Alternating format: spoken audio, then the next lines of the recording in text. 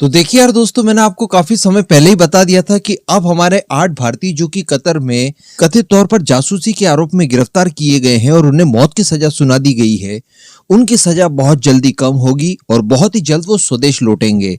अब इसके पहले खबर तो ये आई गई थी कि इनकी जो मौत की सजा है, ये कानूनी तौर पर की गई अपील के बाद कम करते हुए इस सजा को उम्र कैद में कन्वर्ट कर दिया था। लेकिन मैंने आपसे कहा था कि ये सजा भी इनकी बहुत ही जल्द खत्म कर दी जाएगी और इन्हें स्वदेश लौटने के लिए सारे रास्ते खोल दिए जाएंगे। और अब देखिए दोस्तों, कल लेट नाइट को हमारे 8 भारतीयों को कतर की जेल से रिहा कर दिया गया है, जिसमें से 7 भारतीय भारत लैंड भी कर चुके हैं।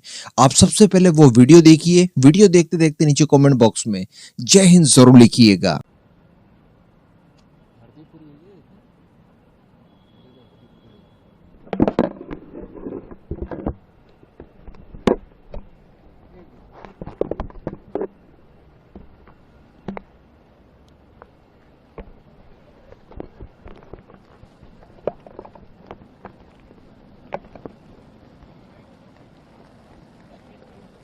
Without the intervention of Prime Minister Modi, it wouldn't be. आज हम आपके सामने खड़े नहीं हो रहे होते अगर इंटरवेंशन नहीं होता at that level, highest level. And specially government of India, उनके अथक प्रयास से कि वो कंसिस्टेंटली लगे रहे and we are there in front of you. Thank you. Same thing.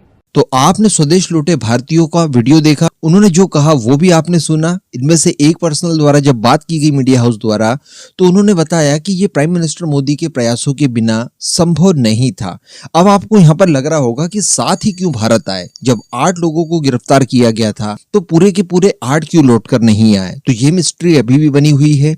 जो रिपोर्ट्स निकल कर आ रही है उनमें स्पष्ट रूप से बताया गया है कि 8 के 8 भारतीयों को रिहा कर दिया गया है, लेकिन स्वदेश लौटने के लिए जो प्लेन आया उस प्लेन में केवल 7 भारतीयों को ही लौटाया गया। अब वो एक भारतीय वहां पर क्यों है, इसको लेकर लिटरली अभी तक कोई भी खबर निकल कर नहीं आई है। क्या वो अपने पर्सनल कारणों से वहां पर हैं, या किसी तरह की कोई कागजी कार्रवाई उनकी बाकी थी जिसे पूरा करके फिर वो वापस आएंगे? तो जो कुछ भी होगा वो सारी चीजें सामने निकल कर आ जाएगी।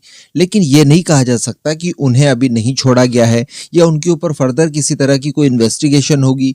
ऐसा कोई भी मामला देखने के लिए नहीं मिला है। वो संभवतः अपने व्यक्तिगत कारणों की वजह से ही कतर में अभी तक रुके होंगे, क्योंकि रिलीज जो किया गया है वो 8 के 8 भारतीयों को किया गया है और उसको लेकर ऑफिशियली भारत की विदेश मंत्रालय की तरफ से प्रेस रिलीज जारी की गई है।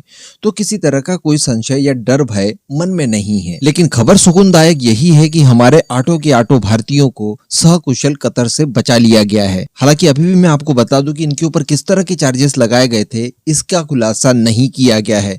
एंड मुझे लगता भी नहीं है कि ये सारी चीजें अब कभी भविष्य में पब्लिक डोमेन में आएंगी भी। हालांकि ये मामला झोल छाल वाला तभी लग रहा था जब उस कंपनी के मालिक, जिस कंपनी में ये 8 भारतीय काम किया करते थे, उसे पहले ही रिलीज कर दिया था। वो एक अरब नागरिक था और उसको गिरफ्तारी के कुछ समय के बाद में रिलीज कर दिया था, जबकि वो भी कतर का नहीं था, किसी दूसरे देश का था। लेकिन केवल टारगेट इन्हीं 8 भारतीयों को किया गया था। तो ये तो समझ में आ गया था कि इसके पीछे कोई ना कोई दुर्भावना काम कर रही होगी। एंड डेफिनेटली ये जो इन्हें रिलीज किया गया है, इस दौरान हमारे जो डिप्लोमेटिक प्रयास किए गए हमारी तरफ से, जिसमें हमारे विदेश मंत्री डॉक्टर एस जयशंकर का योगदान है, इसके अलावा प्राइम मिनिस्टर मोदी द्वारा COP28 में दुबई के अंदर कतर के आमिर से बात करना हो, इसके अलावा जो LNG को लेकर लॉन्ग टर्म में $79 बिलियन की लॉन्ग टर्म में डील करना हो, तो ये सारी कुछ चीजें मिला जुला कर प्रभाव ये देखने के लिए मिला कि इन 8 भारतीयों को रिलीज कर दिया गया है। तो कहने का मतलब बीच में नेगोशिएशन वगैरह तो हुए ही होंगे, लेकिन वास्तविकता क्या है इसके ऊपर से अभी पर्दा उठना बाकी है। हो सकता है कि इस समय जो भारतीय डिप्लोमेट वगैरह कतर में काम कर रहे हो, या कुछ टॉप ऑफिशियल जो कि विदेश मंत्रालय में इस समय काम कर रहे हो, जिन्हें इन सारी चीजों के बारे में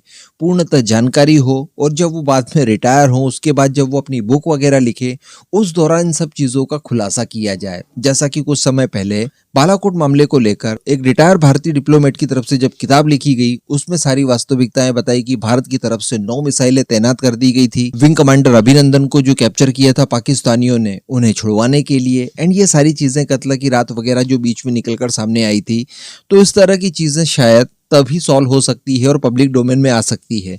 लेकिन फिलहाल दोनों ही गवर्नमेंट की तरफ से इनको लेकर कोई भी ऑफिशियल जानकारियां नहीं दी गई है। खैर, हमारे लिए महत्वपूर्ण यही है कि भारत के शेयर वापस स्वदेश लौट चुके हैं और सकुशल।